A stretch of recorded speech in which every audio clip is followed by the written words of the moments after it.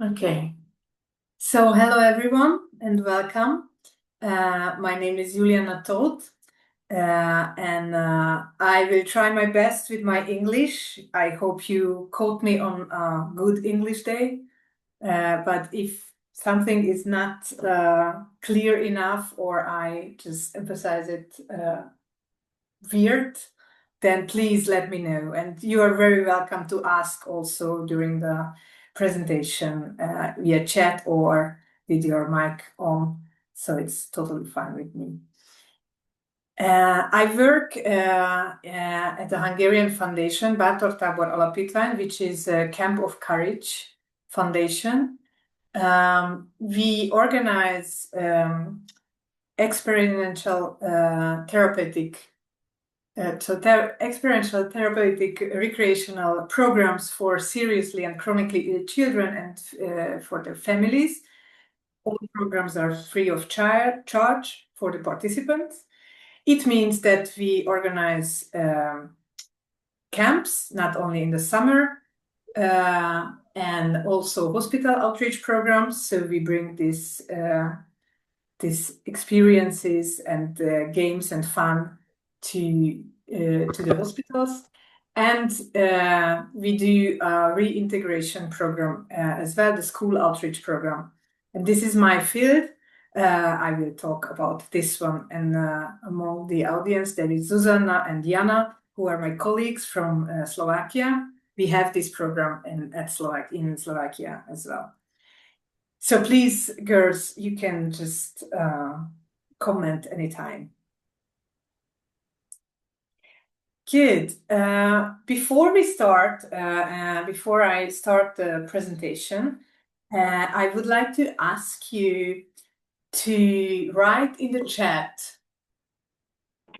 how is it for you as an adult even, or how it was for you as a child when entering into a new community? So what kind of feelings and thoughts you have had before joining a community, a group?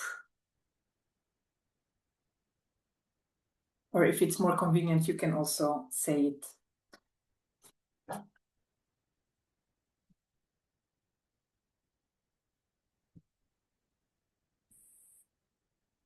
Excuse me, you said that we should think when we were children or now as an adult? You can choose which one you Because prefer. as a child, I was a very shy child, so Mm-hmm. it was I was freezed. I wanted to not to be there in a new Not to be environment there. Yeah, okay. At at all. all. But Mm-hmm. of course, I needed to be there, and I was trying to find somebody that feels like me, I guess. Mm. Okay. And I managed to do it. I remember now that the first day in high school, still shy, and I approached this girl, and she is still my best friend now, and she Wow. was my colleague for the whole high school. So yeah, I think I was kind of reaching out instinctive, instinctively to Mm-hmm. people that are pretty similar like me, because she is definitely, and she was very shy also. But in an interaction with one-on-one, um, I managed to do it. Okay. Thank you, Alina. And Sharon, you say that it is still hard as an adult. So we can also, or you can also share how it is as an adult to enter a new community, to just be there. What kind of thoughts and feelings you have, because I think it's really human what we have there, and it's not depends on the age. Yeah, I feel like as an adult, I know how to perform comfort. I know Okay. how to appear comfortable Yeah, joining a but new group. what do you But feel and inside, think it still inside? feels like, yeah, it still feels awkward. Um, it's nervous. The performance helps people perceive me, but that's not how it helps me feel. So I read here, insecure, fear of fitting in, overwhelming. And it has gotten easier as an adult, sure, because you just have practice in it more, maybe, yeah. But it's still an insecure feeling because we want to belong somewhere. We want to be accepted and included because we are humans, and this is an evolutionary thing as well. So if you imagine that what these children feel when they're returning to their classes after mostly painful treatment or missing out a lot from the common experiences from the class, then maybe it multiplies this feeling, this anxiety and anxiety. And there is also the curiosity and the positive excitement that finally I'm among my peers. Yeah. So I will share, share now. Do you see this? Can you see my screen? Yes. Okay, great. It's been falling, yes. It's now. It's good. Okay, cool. Thank you. So, and does it move forward as well? Yeah. Okay, so this is why we thought that the school outreach program is necessary to help the child and also the class to welcome the child who had hospital treatment behind themselves. And I will talk about how we do it and why we do it. We already revealed that one. Before we started to design this program, we ran a research among the families who had this experience, a child with serious illness. And also we asked the schools, because we wanted to know more about their experiences and needs, what they would appreciate support in. And based on this research, we have three main points which were really clear that we have to cover in this program. One was the lack of information, which means that maybe we as an adult, and I know that a lot of us are here from a helping area, helping industry, somehow we support others.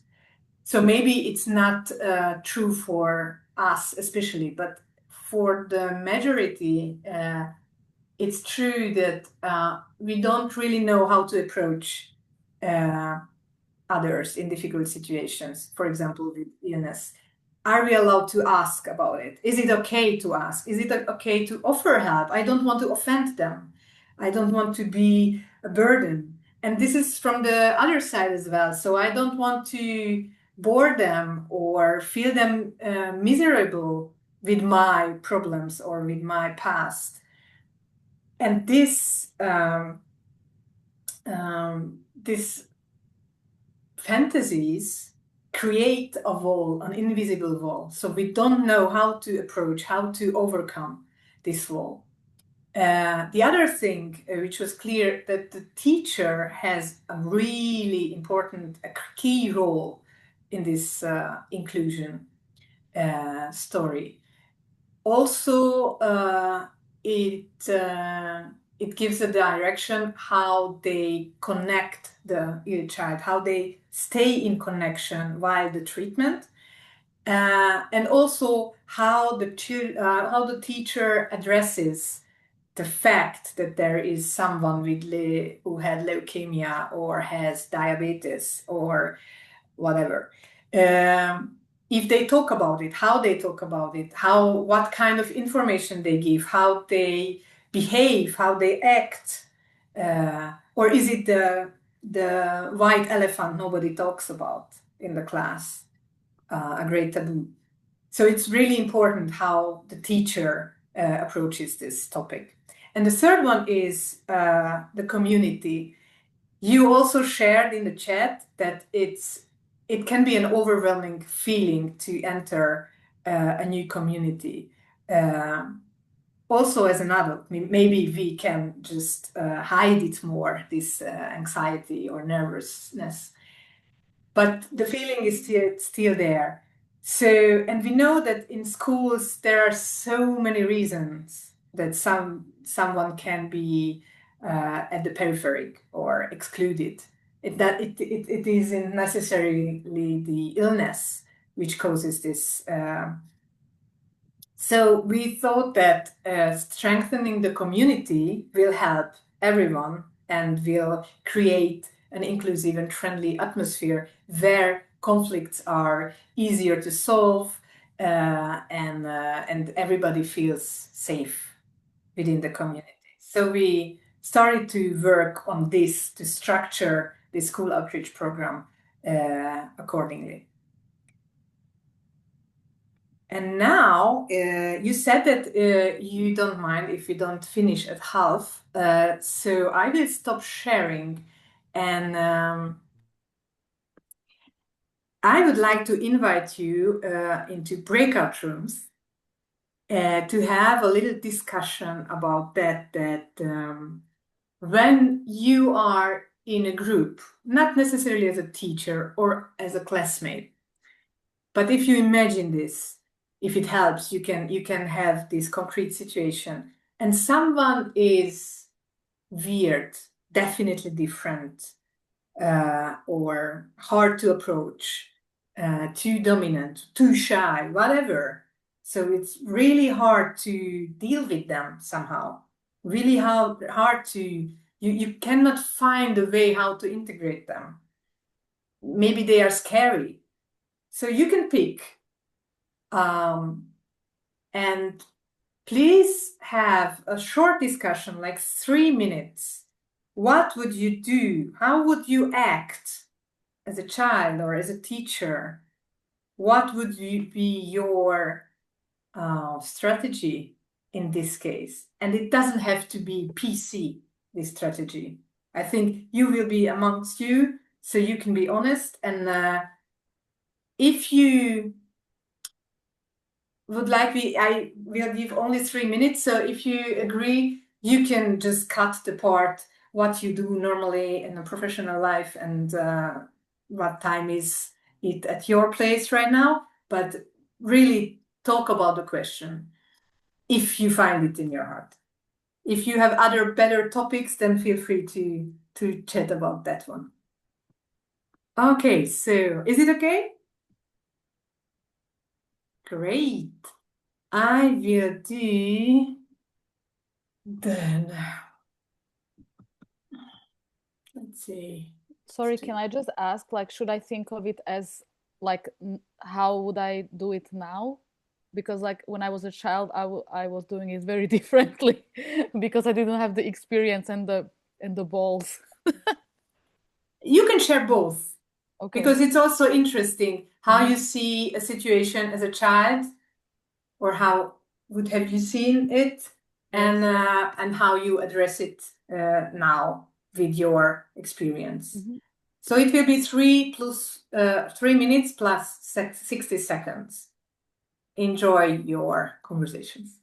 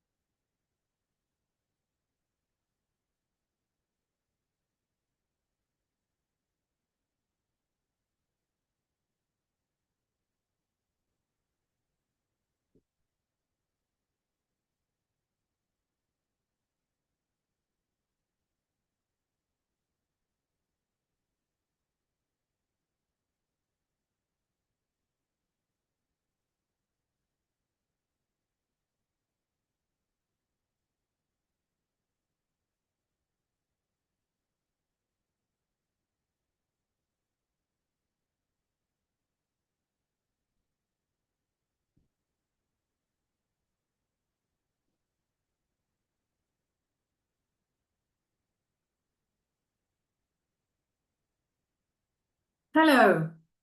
Mindjárt visszajönnek a breakoutból.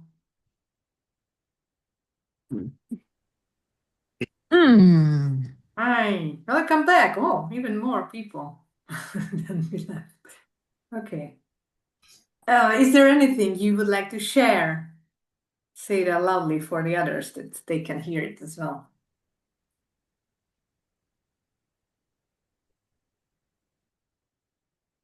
Well, I think there's a difference when you have a lot of quite a few siblings.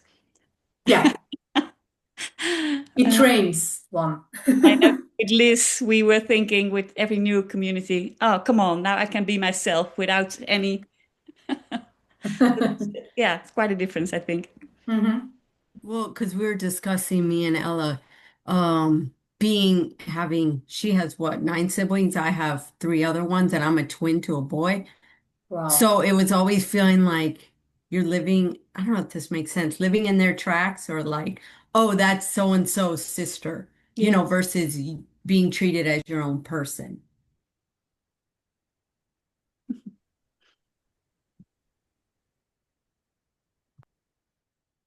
Yes, thank you, Orshi, for writing this comment, because we were talking about like that it's nice to sometimes to embrace the weirdness of the people so they don't feel like excluded.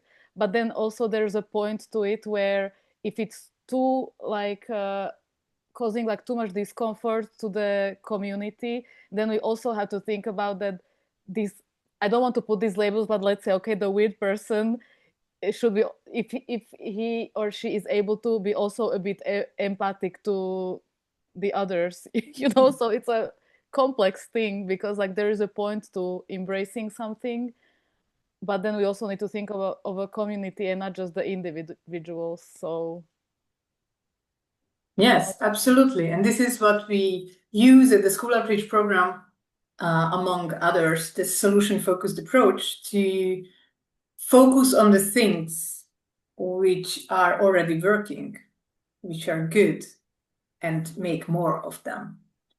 So I will share again the screen with you.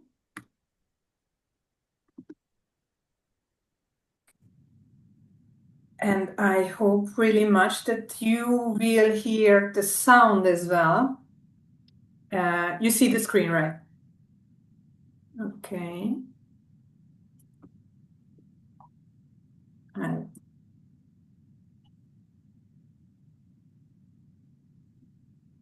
Okay. I hope you will hear it as well, but it's with English subtitles. It's a very short film about the school outreach program, just to give you an idea what happens there in the classrooms. Wow.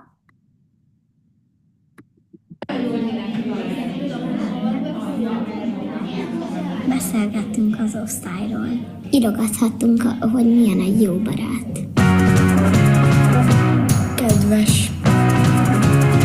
Aranyos. Meg vicces is. Cuki.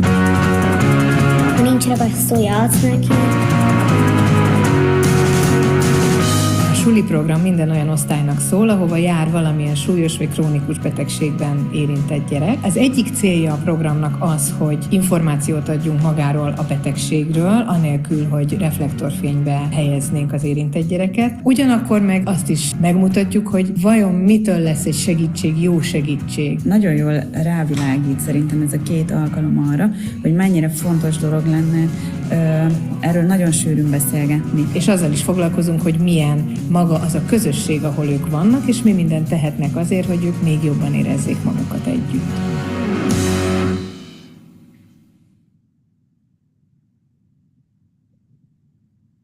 Okay. So, at the school outreach program, we have an extra method, the solution-focused approach, because other programs at Bátor, Tábor are based on the therapeutic recreation. But at the school outreach program, we added the solution-focused approach to be more there with this working on what works model, for example. Sorry. What we use or where we use solution-focused approach within the school outreach program is one is the teacher, the children, each and one of them, the class community itself, and as we work with volunteers at Bátor Tábor, with a lot of volunteers, we do it with the volunteers as well. And I hope that we will have time to enlighten all the fields here. The school outreach program itself is designed, or it has 4 elements. We meet the class 2 times, so 2 different occasions, each 90 minutes long. And before and after these 2 occasions, we have a conversation with the teacher, with the homeroom teacher. With the teachers, it's really the main focus is to enlighten them their impact on the class and the children, and to help them to switch a bit their focus. I don't know about your countries, but in Hungary, we mostly focus on the mistakes and what is not wanted behavior, for example. And during these conversations, we are really curious about those things which are already working, which could mean resources to the teachers in them as a teacher, and also in the class or in each one of the children.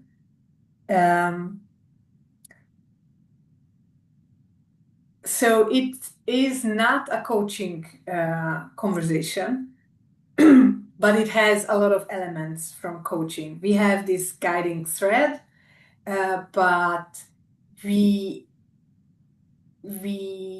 can also follow when there is something which turns out to be very important for the teacher, or something they want to talk about more, then we can follow them also. Some examples what we ask them about is to what they hope from this program as a teacher, what they wish for themselves to know more about, or how they can use this program for improvement for themselves. Even they don't really know what will happen, but we ask this before the occasions. Or we ask them about their best form, like Chris Iveson does, but not for a very important performance, but we ask them, how do you know that you are in your best form on a day? What tells you that, okay, this is my day somehow?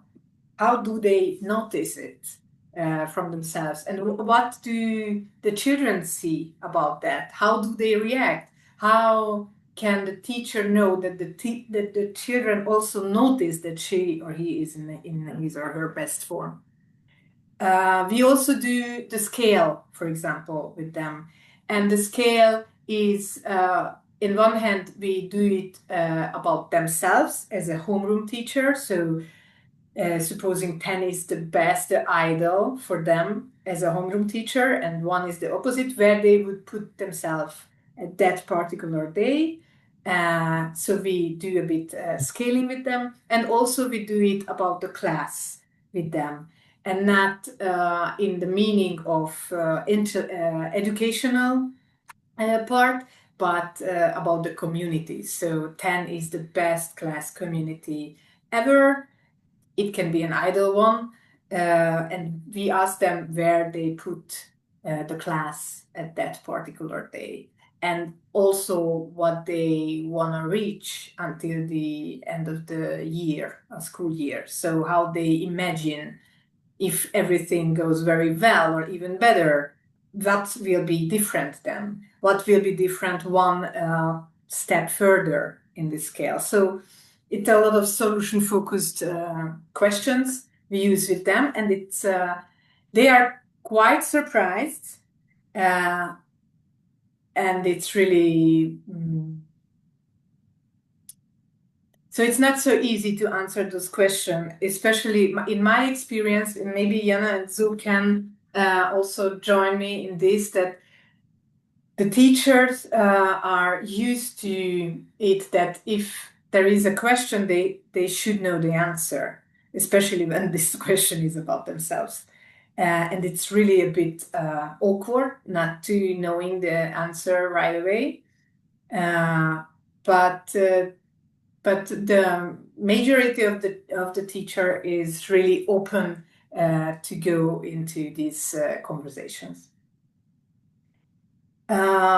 We also ask them about the resources and capabilities. We try to make them aware of their impact, and really focus on the very little details of change, and also how they describe. I don't know. For example, they say that children would be more open towards each other, and then we will talk about that. Okay, and how will you notice that what will you see which tells you that they are more open towards each other? So it's very practical, and we lean on these conversations, and also the whole School Approach program very much on this book, the Working on What Works. I warmly recommend it to you if you don't know that book. And after the second occasion, it won't be surprising for you, but we asked the teacher about what got better since. So we are searching for the steps they made or the signs of progress, and also support them with our questions to build a bridge between the occasion where we are like 5-6 adults and we work in little groups with children. So it's a very different setup than that they can create in their everydays in the school, when they also have to teach some lessons. But even so, what are the points or elements they can use during a class, during a lesson? And also we leave there tools for them to use after the program, because we think that engaging the teacher and leave their tools will make the program's effects more long-lasting. So here is a quote from a teacher afterwards the whole program, so the 4 elements we made with them. I don't see the chat now, so if you have any questions, either warn me that there is a question in the chat or say it out loud, please. Okay, let's see the class community, what we do. Oh yeah, and I forgot a very important thing. We asked the teacher as well, and it's from Insu. We copied it from Insu, or we got it from her, that we asked them that while the occasion, they should be there and pay attention to all the little things which work well, which are words for appreciation, or which are in a positive way different than normal or normally. And we ask them, if possible, to make notes. We also give them a little notebook for that, to provide also the tools to complete this task. And as we are there twice 90 minutes, we ask them that it is really good if they can have at least one note about each child in the class. And it's interesting that sometimes they ask us that, can I share this with the children? And we say, yes, of course, please do so. Yeah, so the class. What the program does, or what we do in the program, or purpose is to give a safe or provide a safe environment and partnership with them, and frames for that they can think about what is important for them in a community, how they want to improve their class community, and possibility to see the signs of progress and to catch these little moments from the everyday, these concrete little things they can see if that works, what they want. And also to see the values they already have in the class and also praise them or giving feedback on them.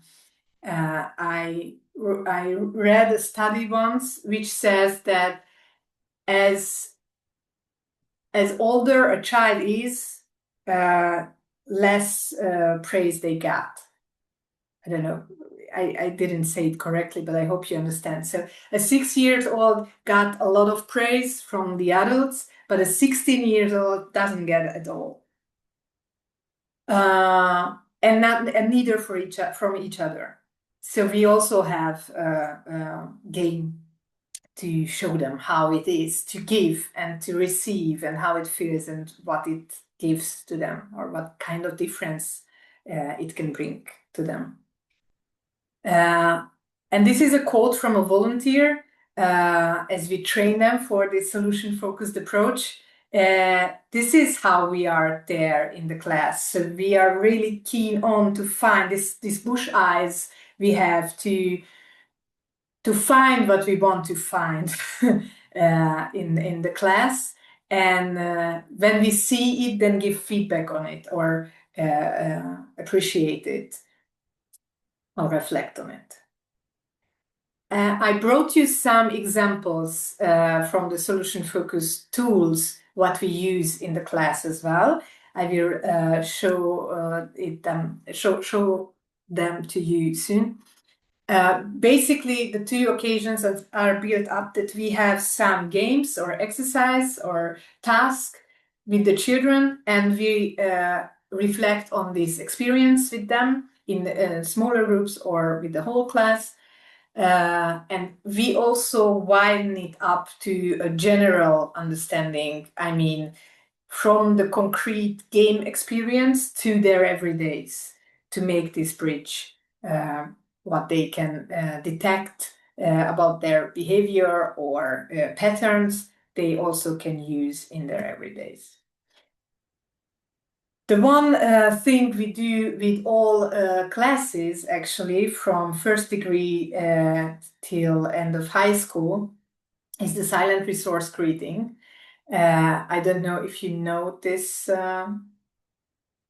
game. Not everybody. So it we ask the children to be in pairs and to look into each other's eyes for 3-4 seconds. And by doing so, just think about the other person. What is she or he good at? What they like in them? Maybe what they envy in them. Why is it good that this person is part of the community? What this person can give to the community to make it whole. And then after the 3-4 seconds, they just switch and get another pair and do the same.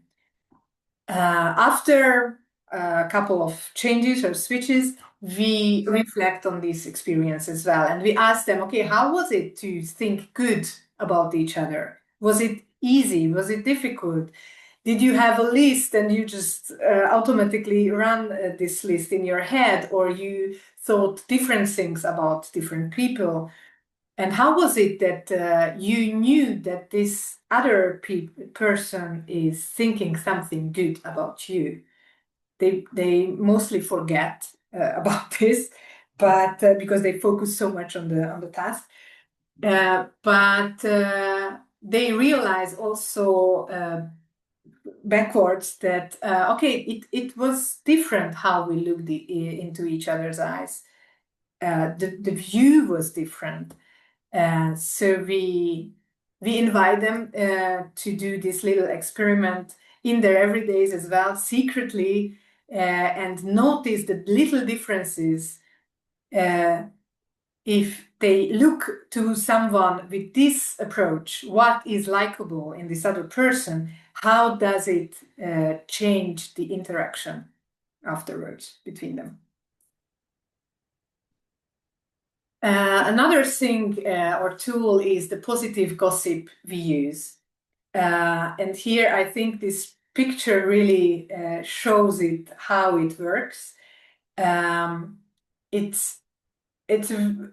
children can be really touched, and I have seen several times some foggy eyes afterwards, because they are really surprised that that their peers see them in this way as they do, that they recognize a lot of things or appreciate a lot of things, and the child didn't even thought that they see this, they know this about them.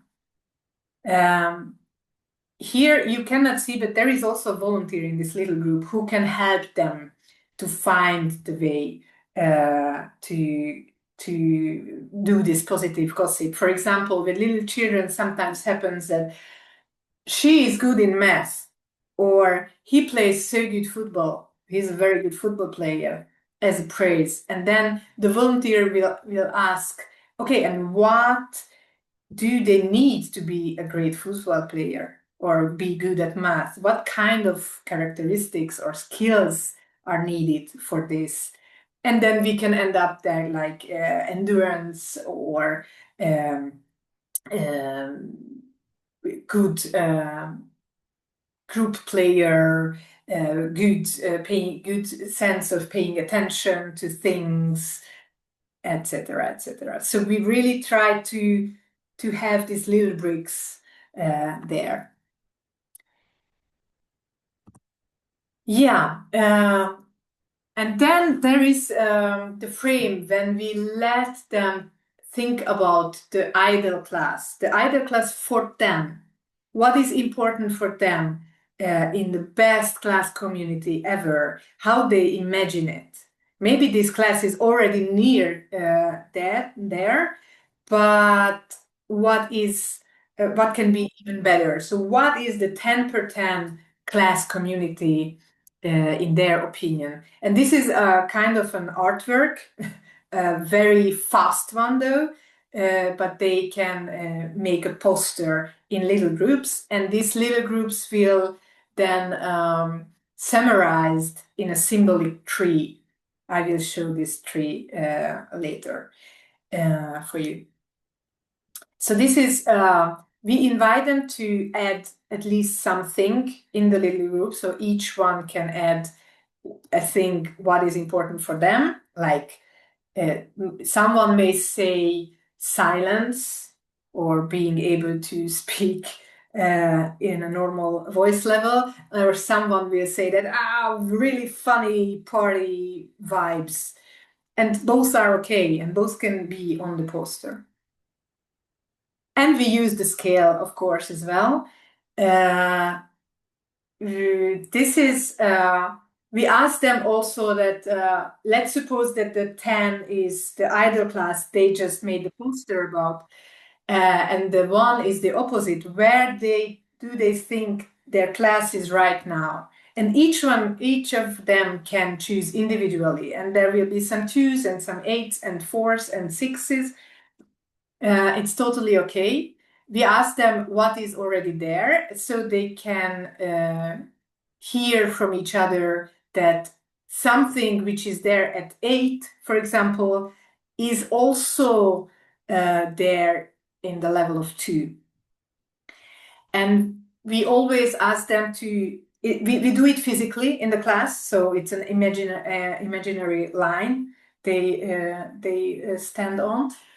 And we ask them to step 1 level further physically as well. And ask them that, okay, and what is different here? How do you act differently? So we switch a bit to their personal level. And this is the moment when mostly they realize that, okay, I'm part of this. It matters how I act, how I am present, I can make a direction with my actions, and it's mostly a great moment to see. So here is the tree.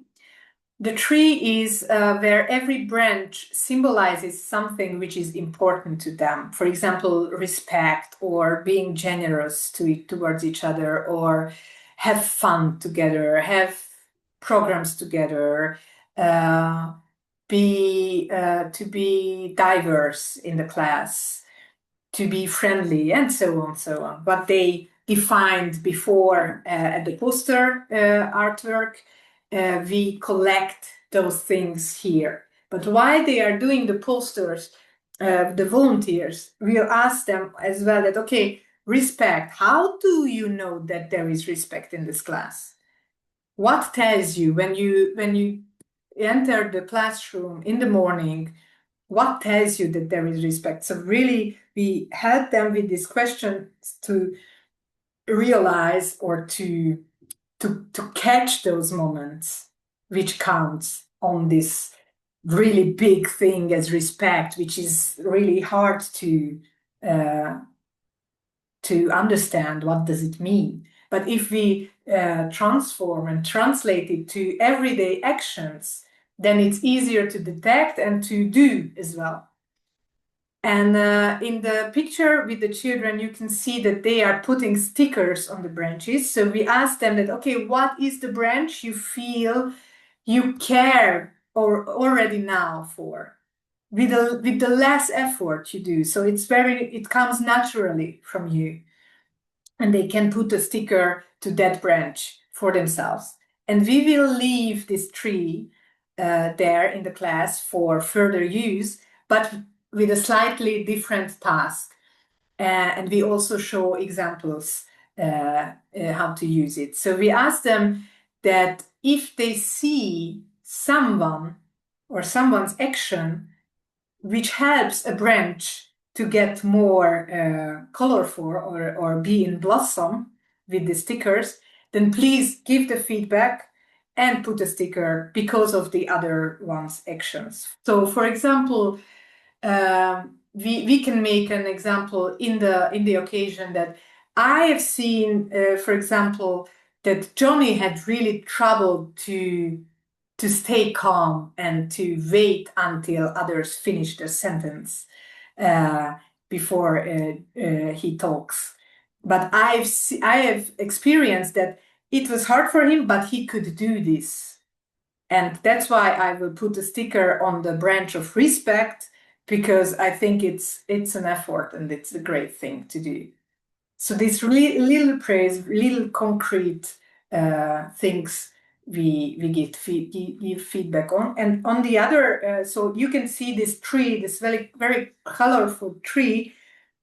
This is 1 year after photo, but the other side, so it's a tricky one because the other side of the tree is already so full that they had to turn the page and redraw the tree so they can continue collecting the stickers. And it's kind of a success story of ours. And with the little ones, we also talk about what makes a good friend. You can see that we talk generally, and these words go to the sheet, like a good friend is nice, generous, helpful, pay attention, how do you say it? Cheers me up, and so on. So general things about a good friend. And on the post-its, they write what they do, what makes them a good friend, the concrete examples like I share my sandwich with my friend, and so on. So they really, what they can just recall from their current day. And then we leave this sheet there, and they always can add things if they want, generally and also personally.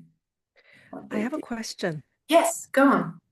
So when you do this one, Yeah. so do you talk about what makes a good friend before so that they know what to look for, or is it more Yes. open-ended? Yeah, we talk with them in little groups and ask them that what they think, what makes a good friend. What is a good friend in their opinion? How do they know that someone is a good friend? How does the one behave or act? And these words will go onto the sheet. So this is also from them. I The see. Okay. general definition from them. And afterwards, in the second round, in the little groups, they also write the post-its about themselves. Okay, so about themselves, like what they notice, What they do as a that good other friend. people. I see. Okay. Oh, thank you. Wow.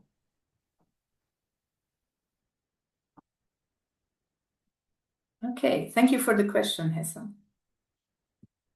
Okay, and this is a quote from a child, which is we have tons of quotes, and it was really hard to choose, but I think it's really hard. It reveals why it's good to have this program, and it also links to these experiences you shared at the very beginning in the chat. Okay, and the volunteers. We really have just a few minutes left, sorry. So the volunteers will be trained for this mindset. So they are not trained for coaches, of course, but to be more familiar with the solution-focused mindset, with pre-assumptions and what we focus on, what we're curious about, what kind of questions we use mostly. But it's not only that what we use with the volunteers, but at Bátor Tábor, we really focus on their personal development and self-reflection. So before and after every occasion in the school, with this bunch of volunteers, we go into the class, we have a front-loading and a debriefing session, which helps them to arrive from their everyday lives to this practical occasion, and to invite or pull their focus into themselves. How will they do their job brilliantly? What they will do very good, what their focus will be on, what they are curious about, how they're gonna do in the class. And also at the debriefing, we reflect on those things and also what happened in the class. And here is a quote from a volunteer. I think it really summarizes how it affects.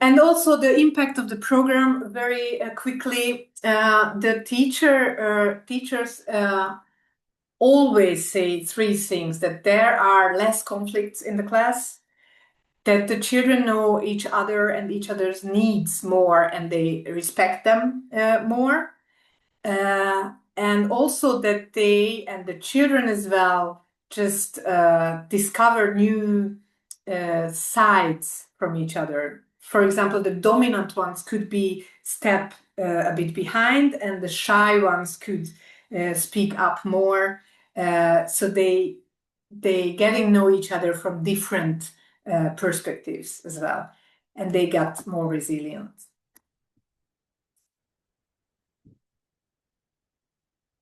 Yeah, and the final quote from which summarizes the program, I think.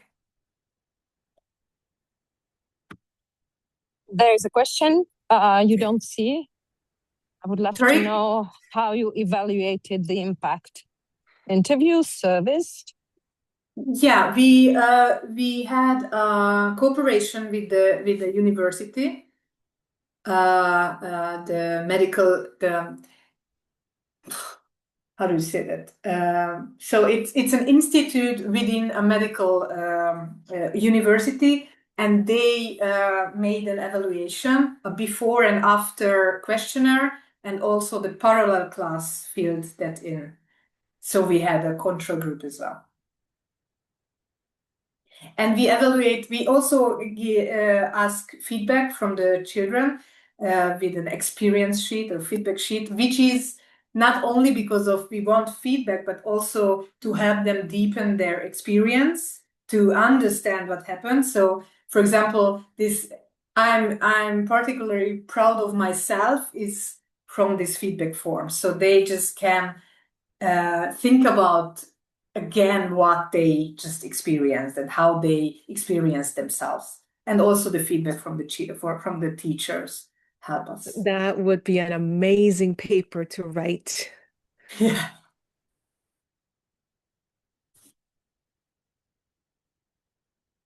Juliska, may I ask, the program is founded by? Is it okay to ask? It's the Bátor Tábor Foundation, so it's a non-profit program, and it's free of charge. Yeah.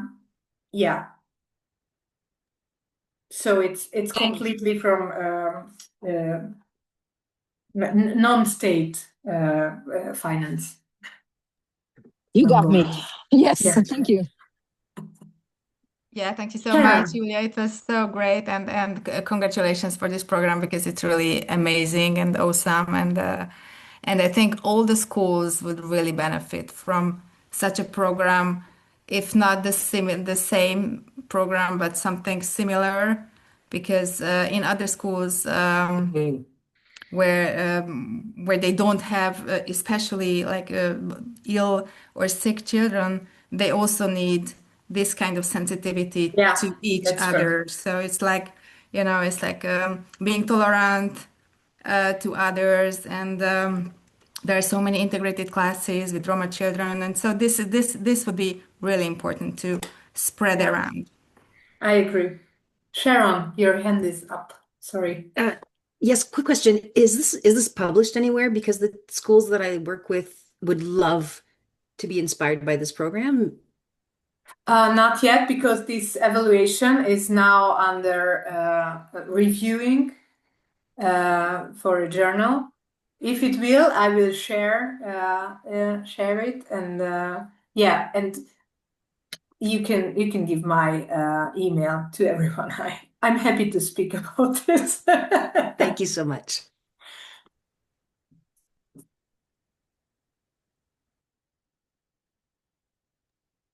Any other questions or comments?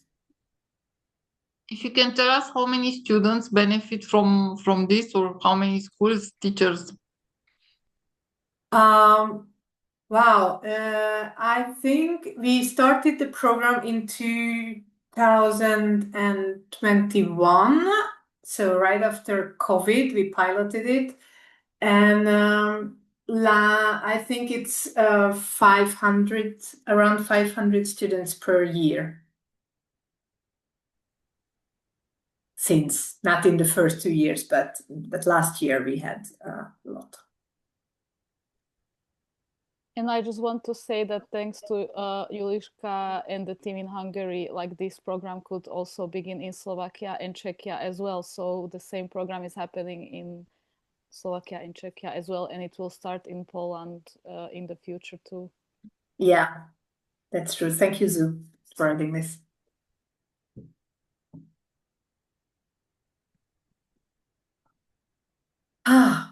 It's 5 o'clock, so if you want to join another presentation, please go, and I can stay here for a little mingling if you want to chat. I'm happy to stay. And for downloading the chat. Yeah, for I would yourself. certainly do so. Can you do that, Julia?